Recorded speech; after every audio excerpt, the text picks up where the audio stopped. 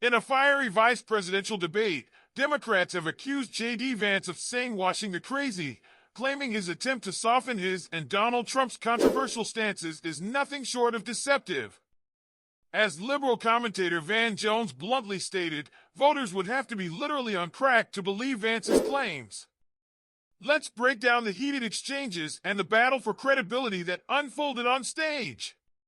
During the much-anticipated vice presidential debate, J.D. Vance faced intense scrutiny from Democrats, particularly for his attempts to reshape the narratives around himself and former President Donald Trump.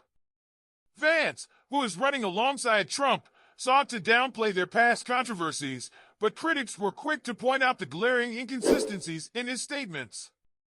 Van Jones, a prominent liberal political commentator, did not hold back in his assessment, emphasizing how Vance's performance was more about slick rhetoric than genuine substance.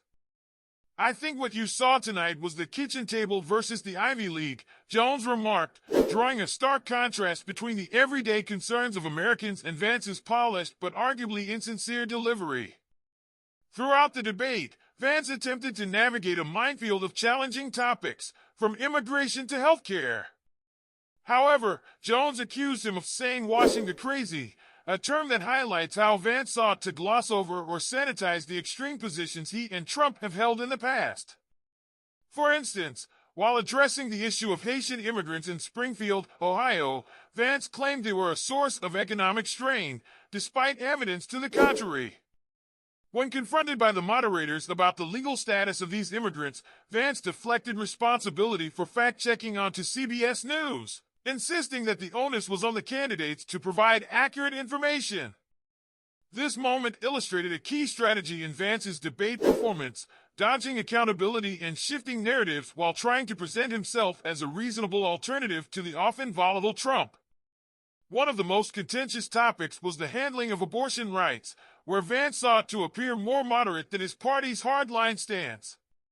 He recalled a personal story from a close friend who felt that an abortion had been necessary for her well-being, presenting a narrative that painted him as compassionate and understanding. Yet, he simultaneously denied ever supporting a national abortion ban, which raised eyebrows among critics who see this as a blatant contradiction. His efforts to distance himself from the more extreme elements of the Republican Party seemed aimed at winning over undecided voters who may be turned off by his party's rigid policies. However, as Jones pointed out, this tactic could easily backfire if voters sense the disingenuousness behind it. On the other side of the stage, Democratic Governor Tim Walz aimed to hold Vance accountable for his past statements, particularly regarding the January 6th insurrection. Walz called out Vance's insistence that there was a peaceful transfer of power, a claim that many viewed as revisionist history. When pressed about whether he believed Trump lost the 2020 election, Vance's evasive response was met with disdain. Walz's critique struck a chord as he framed Vance's refusal to directly address the question as a significant weakness in his candidacy.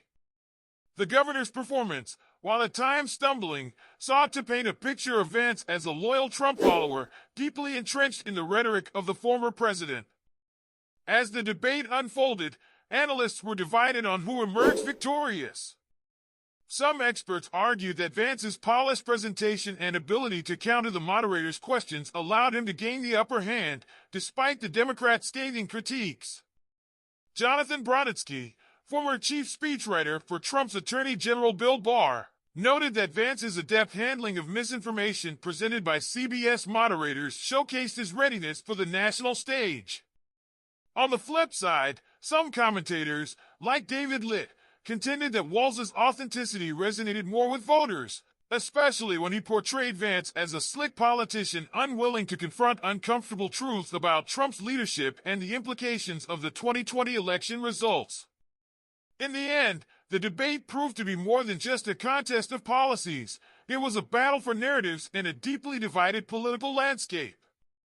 With both sides launching barbed comments and jabs, it was clear that Vance's ability to navigate these challenges will be critical as he heads into a potential vice presidency under Trump, should they win the election. The vice presidential debate was a microcosm of the larger political battle facing America today, with both candidates working to sway undecided voters while facing fierce scrutiny from their opponents. As Vance attempts to reshape his image and distance himself from the more extreme aspects of the Republican Party, only time will tell if these efforts will resonate with the electorate.